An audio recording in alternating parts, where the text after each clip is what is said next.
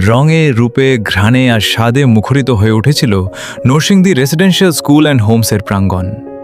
দেশীয় মৌসুমি ফলের বাহারি সমাহার, শিক্ষার্থীদের সৃজনশীল উপস্থাপনা এবং উৎসবমুখর পরিবেশে অনুষ্ঠিত হয়েছে বর্ণাঢ্য ফল উৎসব।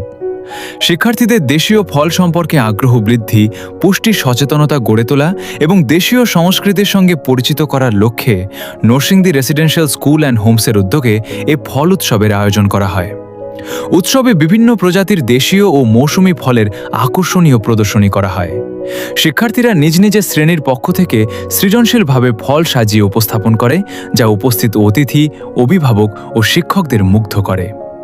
এ সময় আম, কাঁঠাল, লিচু, জাম, পেয়ারা, আনারস, কলা, তরমুজ, পেঁপে, ড্রাগন ফল সহ নানা ধরনের ফল প্রদর্শন করা হয়। অনুষ্ঠানে বিদ্যালয়ের অধ্যক্ষ, শিক্ষক শিক্ষিকা, অভিভাবক এবং শিক্ষার্থীরা উপস্থিত ছিলেন। অতিথিরা দেশীয় ফলের পুষ্টিগুণ, স্বাস্থ্যগত উপকারিতা এবং নিয়মিত ফল খাওয়ার গুরুত্ব তুলে ধরে বক্তব্য প্রদান করেন। তারা বলেন, শিশুদের সুস্থ শারীরিক ও মানসিক বিকাশে মৌসুমি ফলের ভূমিকা অত্যন্ত গুরুত্বপূর্ণ। পরে শিক্ষার্থীদের অংশগ্রহণে ফলভিত্তিক বিভিন্ন প্রতিযোগিতা ও সাংস্কৃতিক পরিবেশনা অনুষ্ঠিত হয়। অনুষ্ঠান শেষে অংশগ্রহণকারী শিক্ষার্থীদের মধ্যে পুরস্কার বিতরণ করা হয়।